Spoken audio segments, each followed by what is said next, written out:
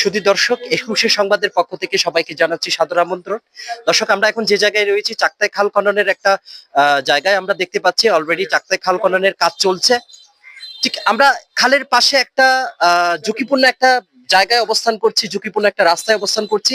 আমরা জানি উন্নয়নের কাজে জনগণের একটা অসুবিধা হয়, কিন্তু ঠিক জনগণের যাতে নিরাপত্তা বা জানের কোনো ঝুঁকি না হয় সেটা আমরা প্রশাসনের দৃষ্টি আকর্ষণ করছি। শুধু দর্শক, আমরা এলাকাবাসীর কাছ থেকে মতামত দিচ্ছি।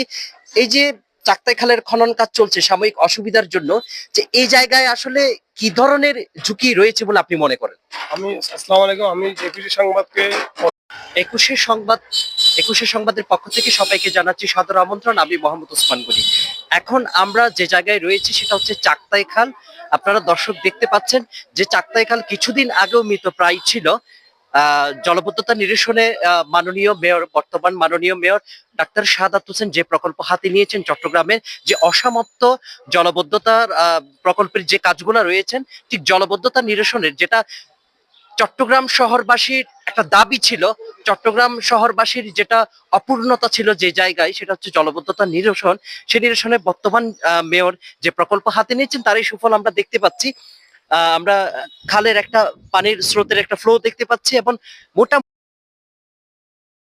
বিসমিল্লাহির রহমানির রহিম। আমি মোহাম্মদ উমর ফারুক, বাকুলিয়া থানা যুব দলের রাজনীতি করি। আমরা আজকে একটি ভালো কাজের জন্য চট্টগ্রাম সিটি কর্পোরেশনের ওয়ার্ড অফিসে গিয়েছিলাম। স্বপ্নের বাংলা নামে এবং সরকার চ্যানেল নামে ভুয়া সাংবাদিক জাহাঙ্গীর এবং উসমান চাঁদাবাজি করার জন্য বিভিন্ন জায়গায় ভিডিও করে বিভিন্ন নিউজ করতে হুমকি ধমকি দিয়ে টাকা চায় জাহাঙ্গীর আর উসমান।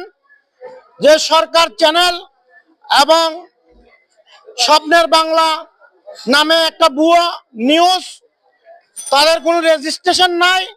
তারা বিভিন্ন জায়গায় বিসমিল্লাহির রহমানির রহিম। দৈনিক সাপ্তাহিক একুশে সংবাদ আজকের সাক্ষাৎকার অনুষ্ঠান। আমি আসলে আজকে 2-3 দিন ধরে আমাকে বিভিন্ন এলাকা থেকে গল্লিতে ফোন করতেছে যে এখানে নাকি সাংবাদিকরা এসে বিভিন্ন মানুষ থেকে পদযাত্রী থেকে সাক্ষাৎকার নিচ্ছে, মানে কমিশনার নির্বাচন দিয়ে দিচ্ছে, করতে সে করতে। এটা শুনে আমি নিজে একটা অভাব গেলাম।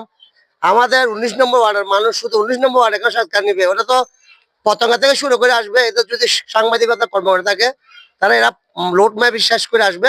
আমাদেরটা 19 নম্বর পর্বে এটা করবে, প্রতিবেদন করবে।